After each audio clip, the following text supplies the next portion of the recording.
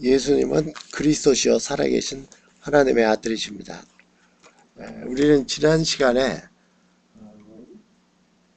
기독교 강요 1권 1장에서 5장까지 기독교 강요 이렇게 크게 나오는 1장, 2장하고 이제 책을 보면은 1장 밑에 1번, 2번 소제목들이 나옵니다. 이 소제목은 칼빈이 붙인 것이 아니라 이것이 영어로 번역한 영어 번역자들에 의해서 붙여진 겁니다. 어쨌든 1장에서 5장까지 우리가 전체적으로 봤을 때 그것은 일반적인 하나님의 계시입니다. 하나님이 자신을 알리시는데 신자든 불신자든 모든 사람들을 포함해서 인간의 양심 속에 새겨진 어떤 율법, 로마서 2장 14, 15절에서 말하는 그런 것을 통해서 또 인간 스스로가 아무리 어떤 유물론적인 사고를 가지고 주장한다 그래도 내면 깊숙이에는 영혼을 사모하는 마음 같은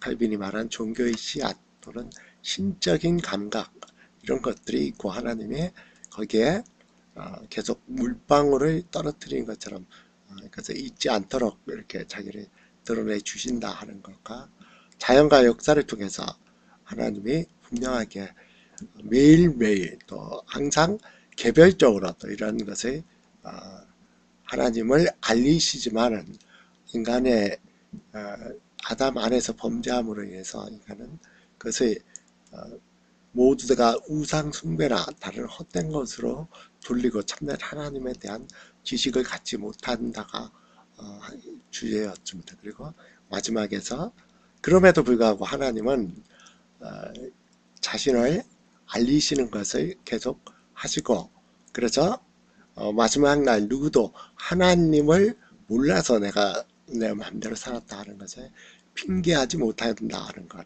우리가 하나님을 모르는 것은 하나님의 계시가 불명확해서나 그런 것이 아니라 우리 스스로의 마음이 어둡고 우리 스스로의 재성이 하나님을 제대로 보지 못하고 보아도 다른 것으로 대처하기 때문에 그래서 어떤 핑계하지 못합니다. 이것이 5장 마지막 결론인데 6장은 그렇기 때문에 하나님은 특별한 선물로 6장 제목이 성경은 창조주 하나님을 영접하고자 하는 모든 사람에게 안내자로 교사로서 필요하다 이렇게 말합니다. 이게 6, 7, 8, 9 4장이 분량은 상당히 짧습니다. 한 30여 페이지 아니면 한 20몇 페이지밖에 안 되는데 성경론이기 때문에 그럼에도 불구하고 내용은 상당히 많은 것을 포함합니다. 그래서 핵심적인 내용 위주로 강의를 하고자 합니다. 6장은 5장과 그대로 성경 없이는 하나님을 알 수 없지만 우리는 핑계할 수 없다 하고 6장 처음 시작을 이렇게 시작합니다. 하늘에서나 땅에서나 모든 사람의 눈에 선명하게 비치는 강체는 인간들에게 배은망덕에 대한 일체의 변명을 못하게 하는데 충분하고도 남음이 있다. 그것은 하나님께서 온 인류를 동일한 죄의식 가운데 두시기 위해 피조물에게서 생생하게 표현된 자신의 임재를 그들의 하나하나에게 하나님은 계시가 일반적이도 있지만 항상 개별적입니다. 자기 각 개인의 양심을 터치하고 개인의 어떤 삶을 터치하는 것을 통해서 그들 하나님에게 예외 없이 보여주시기 때문이다. 그래서 우리는 변명하지 못합니다. 그렇지만은 성경을 통해서 앞에서 들었던 칼빈의 비유처럼 성경이라는 안경을 통해서 자연을 볼 때 하나님에 대한 지식이 하나님이 살아계시고 또 그 속에서 하나님을 잘 볼 수가 있습니다. 이러한 것을 우리는 구약 시대 BC죠. 구약 시대 이스라엘 민족에서 찾아볼 수가 있습니다. 시편 19편 1, 2절에 보면은 칼빈이 들었던 예처럼 하늘이 하나님의 영광을 선포하고 궁창이 그 손으로 하신 일을 나타내니 궁창은 어떤 그 공간을 말합니다. 하늘 어떤 하늘과 땅의 어떤 그 어떤 공간을 말합니다. 어쨌든 궁창이 그 손으로 하신 일을 나타내다. 날은 날에게 말하고 밤은 밤에게 지직의 전하니. 자연 현상을 통해서 나중에 뭐 우레, 번개 이런 것까지 통해서 이스라엘 민족들은 자연 현상 또는 자연을 겁내지 않았습니다. 우리나라에도 당군 신화가 있듯이 어느 민족이든지 신화를 다 가지고 있습니다. 그리고 그 속에는 자연은 엄청난 재앙을 가져오기도 하고 어떤 번개가 치고 이런 것 때문에 자연을 숭배하는 뭐 태양신을 숭배하는 것은 일반적이고 또 우리도 뭐 곰이 뭐 이렇게 인간이 됐던 어떤 토템 사상 같이 어떤 짐승을 숭배한다든지 이런 미신과 어떤 신화가 있는데 이스라엘 민족은 그들이 모세오경이 쓰여지는 그 이전에도 모세가 그것을 쓸 수 있었던 것은 이스라엘 민족들에게 공유돼서 내려오는 하나님에 대한 말씀에 대한 이러한 믿음이 있었기 때문에 자연을 하나님이 우리에게 줘서 우리가 다스려야 될 대상이라는 것, 그리고 그 자연을 섭리하고 창조하시는 한 하나님이 지금도 살아계신다는 것을 알기 때문에 자연을 우상 숭배나 두려움의 대상이 아니라 그 속에서 하나님을 찬양하고 하나님의 영광을 볼 수 있는 어떤 의미에서는 이스라엘이 민족이 구약시대에서 유일한 민족이기도 합니다. 오늘 전체적인 성경론에 대해서 칼빈은 이렇게 성경이 우리에게 주어졌을 때 하나님에 대한 실제적인 지식을 부여한다 하는 6장과 7장이 아주 핵심적인 내용입니다. 성경은 반드시 성령의 증거로 확인되어야 한다. 그러므로 그 거기는 확실한 것으로 세워질 수 있다. 성경의 신빙성이 당시는 이제 종교개혁 시대니까 성경보다 전통을 더 중요시했던 로마 카톨릭을 말하죠. 성경의 신빙성이 교회의 판단에 기인한다는 것은 사악한 거짓이다. 이 말씀은 요 명제적인 표현은 한마디로 말하면 성경은 하나님의 말씀이라는 것이고 성경을 기록할 때 오늘 디모데 후서 3장 16절 우리가 봉독했던 것처럼 모든 성경은 하나님의 감동으로 된 것으로 성경의 저자들이 40여 명이 되지만은 그들이 각자 다른 환경, 다른 문체, 다른 어떤 학식, 다른 양식으로 성경을 기록했습니다. 그러나 모두가 하나님의 감동으로 되었기 때문에 성경의 저자는 하나님이고 성령님입니다. 그렇기 때문에 성경을 하나님의 말씀이다 이렇게 우리가 말할 수 있습니다. 그리고 그 건의는 어떤 교회에서 어떤 판단에 의해서 이루어진 것이 아니라 실제로 중요한 것은 성경이 하나님의 말씀이다 하는 것은 두 가지 점을 여기서 볼 수 있습니다. 객관적으로는 성경이 왜 하나님의 말씀이냐, 그 근거가 뭐냐 이렇게 물을 수가 있습니다. 그 근거는 칼빈이 얘기했고 또 나머지 종교개혁자들에 의해서 거의 만장일치로 하는 것처럼 성경 자체가 스스로가 하나님의 말씀임을 증거하기 때문입니다. 그래서 스스로 증거하기 때문에 자증성이라 그럽니다. 다른 말로 한다면은 성경은 인간의 이론이나 인간의 어떤 무슨 체계나 이런 것에 근거하지 않습니다. 교회의 판단에 의해서 하나님의 말씀이라고 근거하지 않습니다. 성경은 그 자체가 하나님의 말씀이라는 것은 성경 자체가 증거합니다. 헤르만 바빙크가 했던 비유가 있습니다. 당신은 왜 성경을 믿습니까? 했을 때 할 수 있는 대답이 성경이 하나님의 말씀이기 때문입니다. 그러면 성경이 왜 하나님의 말씀입니까? 그것은 성경에서 성경이 하나님의 말씀이라고 말하기 때문입니다. 그 대답밖에 할 수가 없습니다. 그러나 다시 물었을 때 그러면은 성경이 하나님의 말씀이라고 말하는 것을 어떻게 알 수 있습니까? 하는 질문하면 다시 또 원위치가 됩니다. 성경이 하나님의 말씀이기 때문이라는 다른 말로 하면은 성경은 성경 자체가 증거합니다. 이것이 어떤 의미가 있는지가 중요하고, 그렇다면은 이것을 믿는 신앙이 무엇이냐?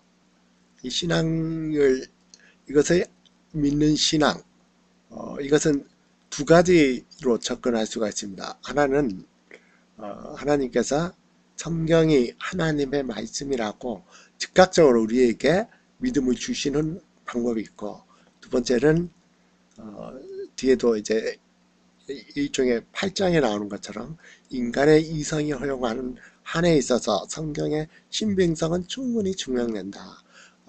칼빈은 여기서 대단히 많은 비유를 합니다. 모세가 예를 들어서 모세 오경을 썼는데 창세기를 썼죠.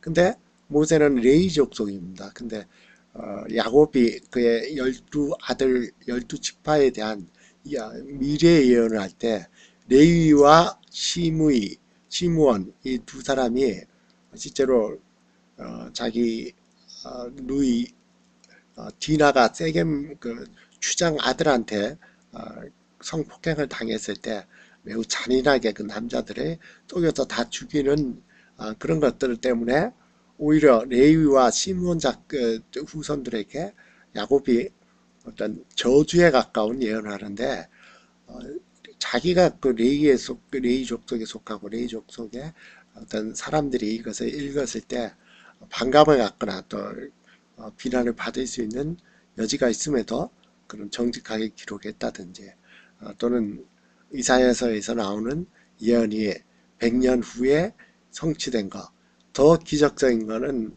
예수 그리스도에 대한 성육신, 죽음과 부활에 대한 수많은 예언들이 그대로 이루어졌다는 것, 이런 것이 충분하게 증명이 됩니다. 그러면은 성령께서 이러한 증거들을 사용해서 우리를 성경이 하나님 말씀이라고 우리에게 그것을 확증시켜주는, 곧 어떤 이성적인 어떤 도구들, 그리고 그것이 어떤 성경이 가지고 있는 저작 과정이든 간에 아니면 예언의 성취든 간에 이런 것들을 통해서 그렇기 때문에 성경은 충분하게 신빙성 있고 하나님 말씀이다.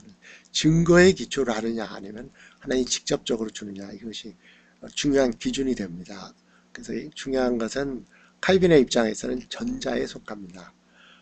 하나님이 믿음을 주실 때, 우리가 복음을 믿을 때 복음을 믿는 것 그 자체가 이미 그 이전에 어떤 우리가 새로 거듭나는 중생의 은혜를 받게 되는데, 그럼으로 인해서 복음이 믿어지는 은혜를 갖습니다. 그때 복음을 믿는 것과 함께 복음의 근거가 되는 성경이 하나님의 말씀이라는 것도 즉각적으로 어떤 자기의 이해와 또 자기의 논리와 이런 것을 다 초월해서 그것이 확실한 지식으로 자기에게 다가오고 자기 마음속에 확신으로 들어오는 것, 이제 우리의 중생 때 이루어지는 믿음에 속하는 요소로 말하고 있습니다.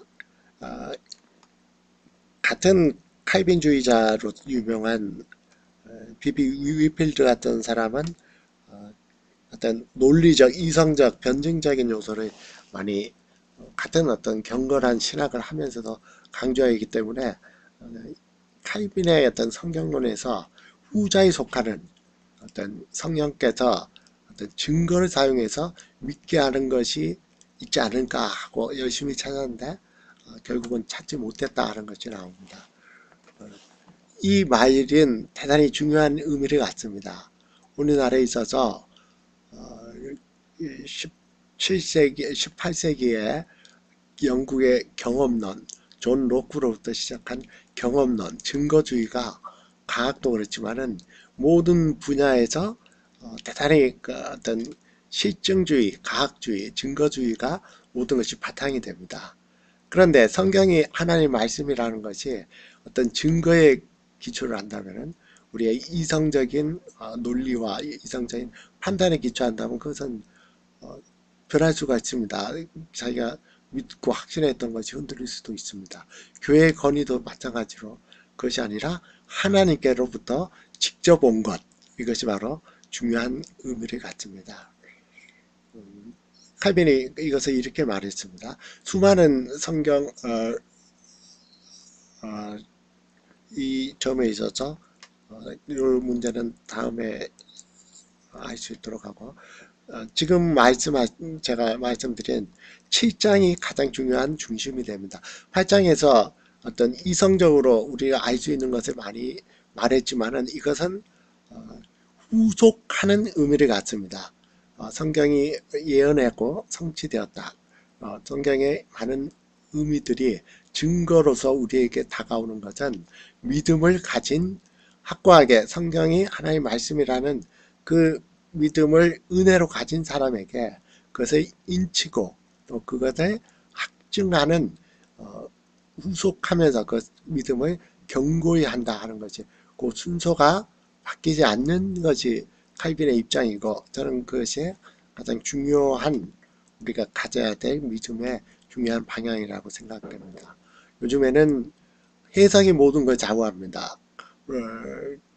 100여 년 전에 니체가 신은 죽었다 하고 성경도 없고 그리고 하나님도 없다 하는 프랑스 대혁명의 구호처럼 모든 권위를 무너뜨렸을 때 그 이전에는 아무리 이단이 있어도 성경이 하나님의 말씀이라는 것을 의심해 본 적이 없었습니다. 기독교 역사에서. 그런데 이제는 성경이 하나님의 말씀이라는 그 자체가 그 권위가 무너졌을 때 유럽의 기독교가 불과 이미 진행되어 왔지만 불과 한 세기도 안 돼서 거의 모두가 몰락하는 근거가 없어져 버렸습니다.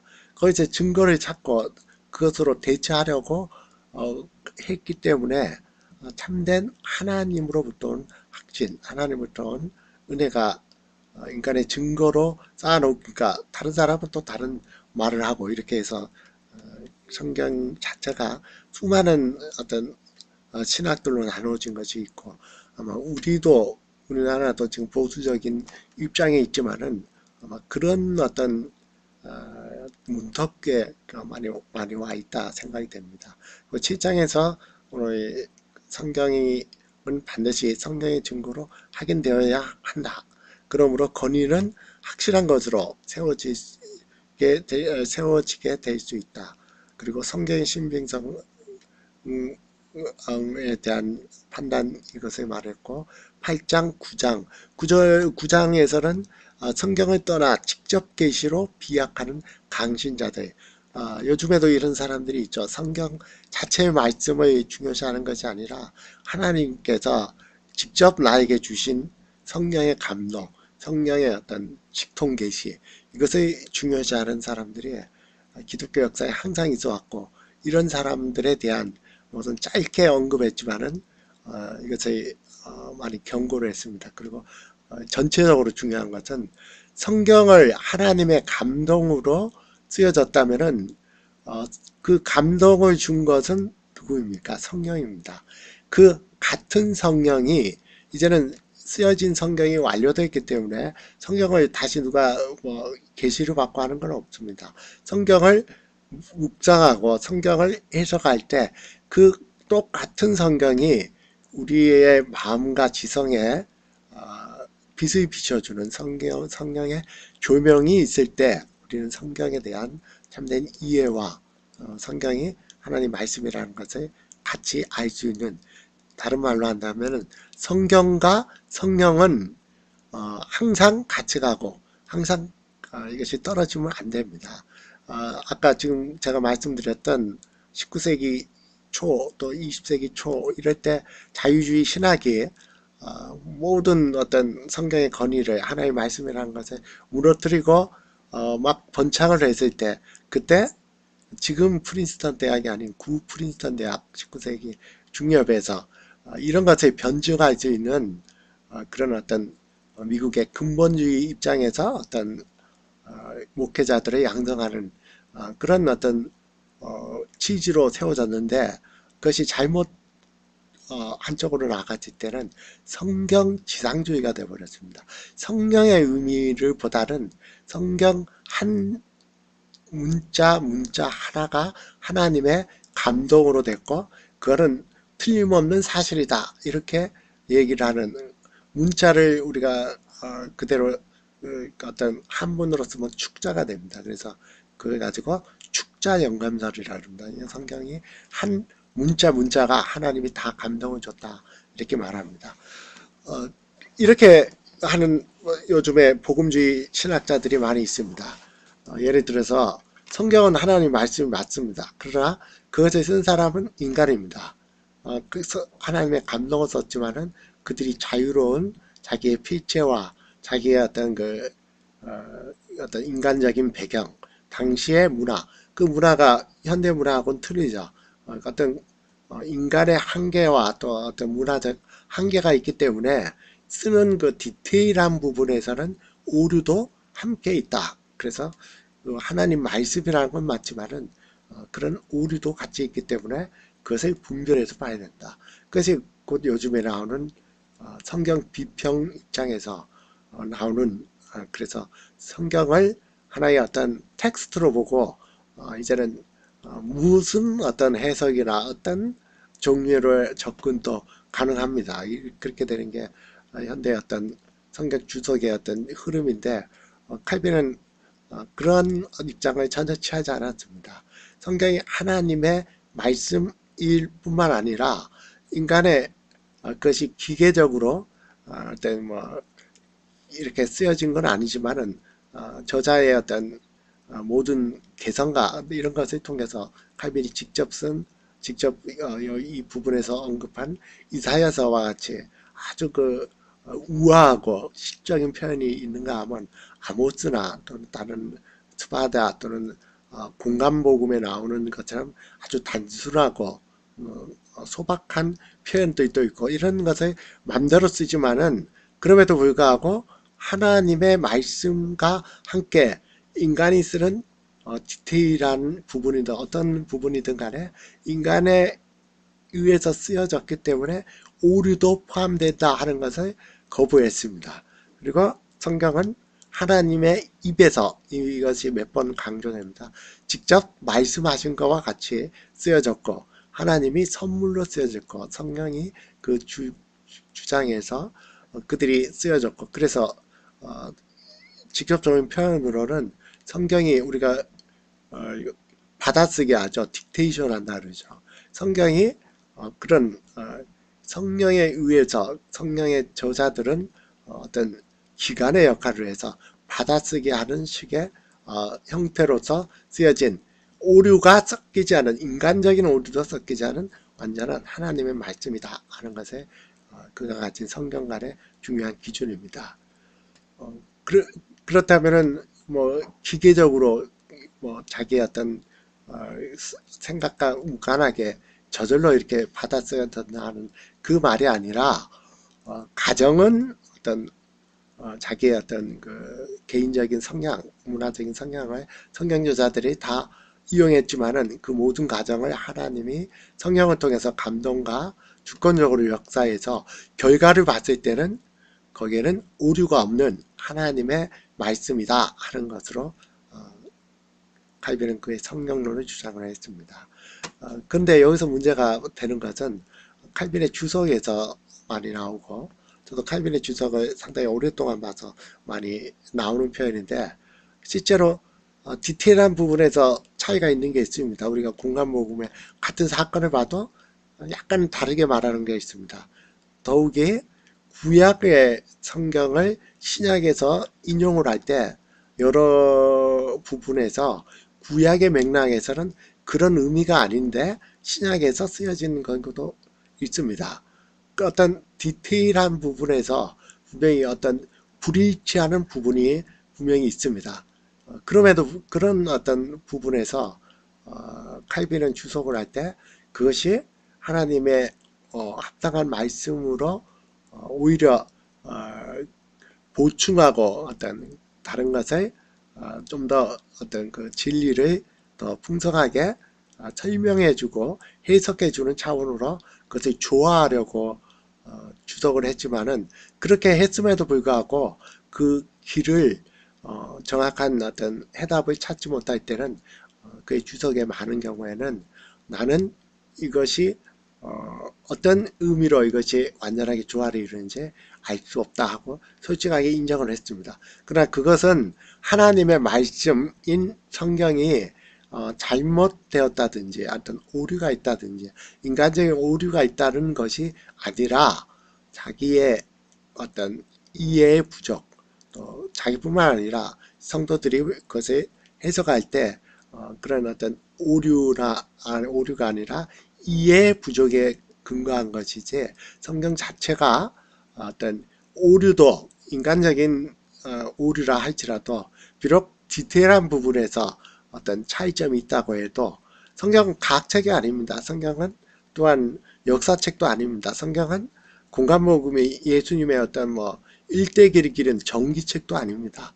거기에는 하나님이 분명히 가지고 있는 인간을 향한 하나님의 메시지, 같은 한 성령이 감동을 줬고 또 그것을 유지시켜줬고 지금 속에도 나오는 수많은 어떤 역경과 또 성경을 불태우는 일, 또 율법책을 이스라엘 민족이 한동안 잊어버리고 요시아가 찾을 때까지 그것을 보지 않았음에도 불구하고 성경이 보존되고 또 우리에게 넘어온 것은 전적으로 하나님의 섭리의 뜻일 뿐만 아니라 아까도 제가 말씀드린 것처럼 성경이 어떤 오류가 있다 하는 것은 인간적인 의미로 쓰여진 것도 오류가 있다고 생각하는 것은 그것은 작은 것이지만 그것이 통해서 성경 전체가 성경은 하나님의 말씀이다 하는 것이 허물어지는 결과가 지금 서구에서 많이 이루어지고 있기 때문에 그래서 우리가 대단히 중요시 그것을 잘 중요시할 필요가 있습니다. 칼빈이 말하고자 했던 바가 바로 성경론의 핵심적인 내용이 바로 이러한 내용에 다 포함되어 있습니다.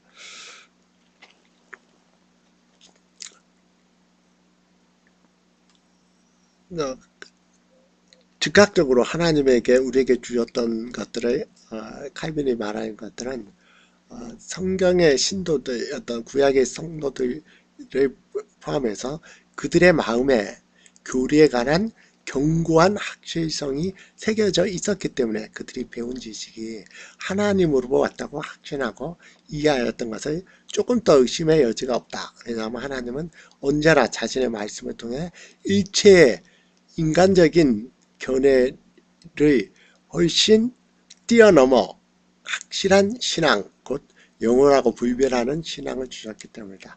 우리가 하나님의 성경이 하나님의 말씀이라는 것을 확실하게 우리가 알지 못한다면은 그것이 확신을 갖지 못한다면은 성경에 대한 의미가 우리의 믿음의 근거 자체도 없어지게 됩니다. 그리고 중요한 것은 성경은 성령의 조명이 항상 같이 있어야 된다는 것. 그 조화가 항상 이루어져야 됩니다. 성경을 문자적으로만 해석하는 것. 성경을 예를 들어 그래서 성경이 오류가 있느냐, 무오류가 있느냐 이런 거 할 때 맥그레스 같은 아주 영국의 지금은 소천에 있지만 아주 유명하고 아주 신실한 많은 저작을 했던 옥스퍼드 대학 교수였던 복음주의자도 칼빈의 어떤 성경론에 있어서 칼빈은 무오류성을 주장하지 않았다. 물론 문자적으로 주장하지 않았습니다.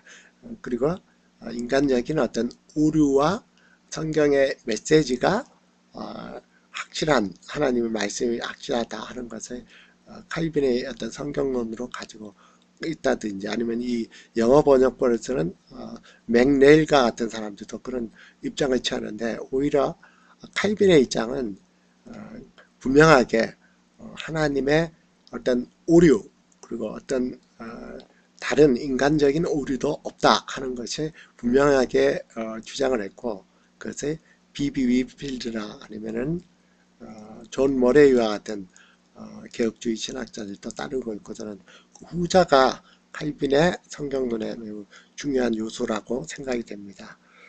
우리에게 있어서 이것은 오늘날 같이 어떤 성경을 마음대로 이렇게 어, 자기 마음대로 할 수 있는 것. 이 성경을 가지고 자기가 하고 싶은 말, 또 자기가 주장하고 싶은 말을 가지고 성경을 어떤 뭐 짜집기를 한다든지 대비해서 이렇게 얘기하는 것은 성경이 하나님의 말씀이고 하나님으로부터 성령을 통해서 지금 또 우리에게 역사하는 것을 거부하고 자기가 주체가 되는 것이 됩니다. 성경을 묵상하거나 성경을 해석하는 거거나 성경 말씀을 들을 때 그 어떤 설교나 그 자체를 자기가 의견이 틀려서 동의하지 않을 수도 있습니다. 그러나 궁극적으로 항상 가져야 될 것은 이 말씀을 통해서 성령께서 나에게 하나님의 말씀이 이 말씀이 지금 이 시간 나에게 무엇을 말씀해 주고 있느냐, 내가 주체가 아니라 나는 말씀을 듣는 종입니다. 말씀의 종이고 말씀을 들어야만 하는 사람입니다. 말씀을 주체는 하나님이십니다. 성령의 감동으로 성경을 쓰여줬던 같은 성령께서 지금 하늘에서 칼빈처럼 곧바로 내려오는 것처럼 또는 하나님 입에서 곧바로 내려오는 것처럼 우리가 일반적인 방법으로 어떤 원어적인 해석, 주석적인 해석, 또 개인적인 모든 해석을 하면서도 끊임없이 처음부터 또 중간에 끝없이 기도해야 될 것은 이 말씀을 통해서 하나님께서 나에게 지금 이 시간 주시는 말씀이 무엇이냐, 자기가 말씀을 받는 입장이 돼야 됩니다. 자기 주장을 위해서 그것을 하는 것이 아니라 그렇게 될 때 두 가지 면을 자기가 갖게 됩니다. 하나는 칼빈의 말처럼 같은 성령이기 때문에 우리가 가진 복음이 뭐 500년 전 16세기 칼빈 시대나 지금이 바뀌지 않습니다. 똑같습니다. 본질적인 것은 다 똑같습니다. 새로운 교리가 나오지 않습니다. 왜냐하면은 같은 성령이기 때문에 새로운 것이 아니라 그것을 더 확실하고 깊이 있게 또 자기의 삶 속에서 새롭게 더 알아가고 예수 그리스도를 알아가기 때문에 또 하나님을 알아가기 때문에 자기의 마음속에 있었던 지금까지 그냥 넘어왔던 많은 부분들에 대한 어떤 회개하는 부분이 더 넓어지기 마련이고 자기가 무엇을 안다기보다는 무엇을 들어야 되고 배워야 된다는 입장을 더 알기 때문에 다른 사람들과의 관계에서도 배려와 사랑이 더 넘치는 그런 새롭게 말씀을 알아가는 것이 있고 그런 과정이 또 하나의 즐겁고 또 하나님과 그리스도와 동행하는 그런 과정으로 두 가지가 자기에게 나타납니다.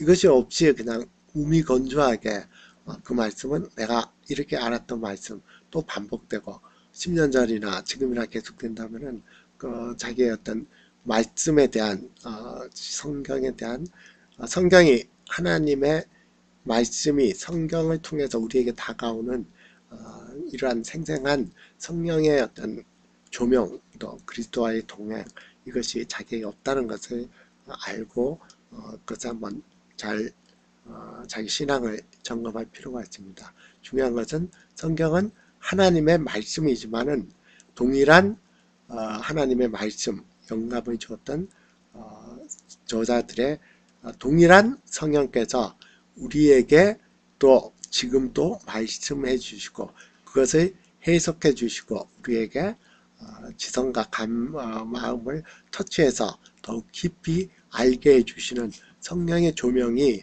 성경을 떠나서도 안되고 성령을 떠나서도 안되는 그 두 개가 함께 있어야 된다 하는 것이 칼빈의 성경론의 핵심적인 주제입니다.